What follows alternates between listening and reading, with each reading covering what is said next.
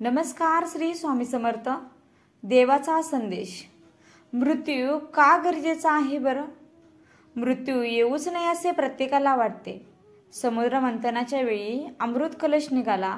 तो प्राशन करण्यासाठी, अमर होण्यासाठी देव दानवामध्ये चढाओढ लागली होती.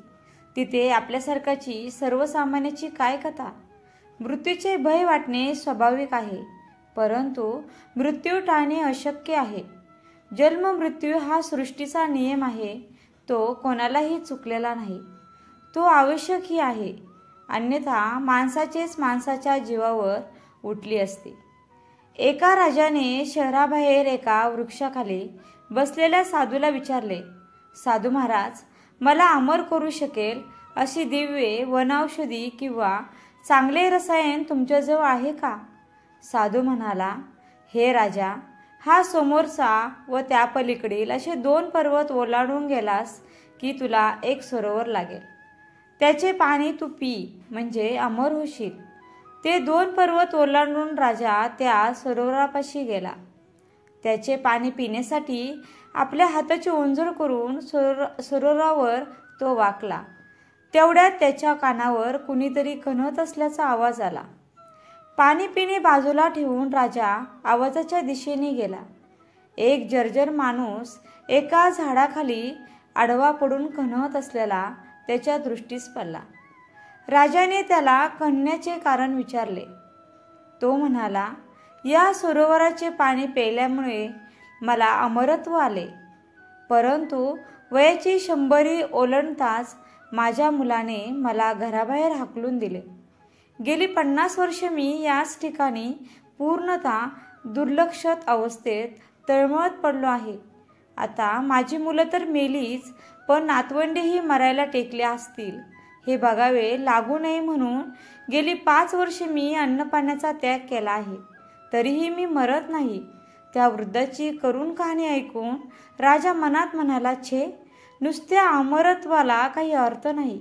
म्हातारपणाशिवाय जर अमरत्व मिळालं तरच त्यात मजा आहे. आपण त्याबद्दल साधूला माहिती विचारू. त्याने साधूकडे पर्याय मागितला. साधू म्हणाला, ज्या सरोवराकडे तू जाऊन आला ना, त्याच्या पुढे असलेला डोंगर ओलांडून तू पलीकडे गेलास तर पिवळ्या जर्द फळांनी भरलेला एक वृक्ष तुला लागेल. त्या वृक्षाचं एक फळ तोडून तू खा, म्हणजे तुला म्हातारपणाशिवाय अमरत्व मिळेल. साधूच्या सांगण्याप्रमाणे राजा त्या वृक्षापाशी गेला. त्याने एक पिवळे धमक फळही काढले. आता तो ते फळ खायला सुरुवात करणार तोच जवळपास भांडण सुरू झाल्याचा आवाज कानावर पडला. एवढ्या दूर येऊन कोण भांडत असेल या विचाराने राजा त्या लोकांजवळ गेला. तेथे त्याला 4 तरुण आढळले. त्यातल्या एकाला राजाने भांडणाचे कारण विचारले. त्यावर तो म्हणाला, आता मी 250 वर्षाचा आहे, तरी माझ्या उजव्या बाजूला उभे असलेले 300 वर्षाचे माझे बाबा पूर्वपार मालमत्ता माझ्या स्वाधीन करत नाहीयेत, आणि मग त्यांच्याशी भांडू नको तर काय करू? राजाने युवका इतक्याच तरुण दिसणाऱ्या दुसऱ्या युवकाला विचारले. तर तो म्हणाला, हो, माझ्या उजव्या बाजूला उभे असलेले हे माझे 350 वर्षाचे वडील आहेत. ते मला संपत्ती देत नाहीत, तर मी तरी मुलाला कोठून संपत्ती देऊ सांगा बरे? 350 वर्षाच्या तरुणाकडे राजाने प्रश्नार्थक दृष्टीने पाहिले असता तो म्हणाला, मी तरी संपत्ती कोठून देणार? ही चूक माझ्या वडिलांची आहे. ते आता 400 वर्षांचे आहेत. यावर राजा म्हणाला, पण एवढी संपत्ती असताना तुम्ही डोंगरदऱ्यामध्ये का वास्तव्य करताय? यावर पंजोबा म्हणाले, आमच्या घरात दिवस रात्र मालमत्तेवरून भांडणे होत असल्याने गावकऱ्यांनी आम्हाला गावाबाहेर हाकलून दिले आणि आम्हाला इथे राहावे लागत आहे. तो प्रकार पाहून राजा म्हणाला, म्हातारपणाशिवाय अमरत्व मिळाले तर तेही नकोच, कारण ते जास्त भयंकर आहे. राजा साधूजवळ परत आला आणि म्हणाला, तुम्ही मला मृत्यूचे महत्त्व पटवून दिलेत. मृत्यू आहे म्हणून जगात प्रेम आहे, अन्यथा माणसेच माणसाच्या जीवावर उठली असती. साधू म्हणाला, मृत्यू टाळण्यापेक्षा मिळालेला दिवस आणि मिळालेला प्रत्येक क्षण भरभरून जगून घे, त्यातच खरा आनंद आहे. आणि मृत्यूनंतर उत्तम गतीही आहे. स्वतः बदला, जग बदलेल. एक स्नान करताना नाम घेतले तर ते तीर्थस्नान होईल. भोजन करताना नाम घेतले तर तो प्रसाद होईल. चालताना नाम घेतले तर ती तीर्थयात्रा होईल.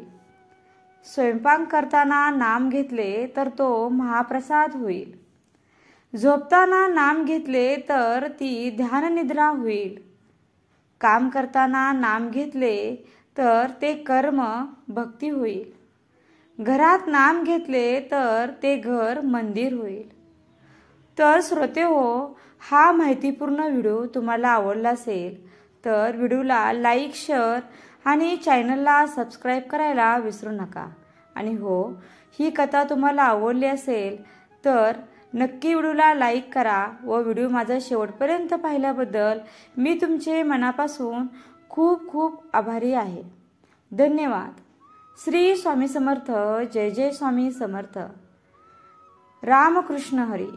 जय जय रामकृष्ण हरी.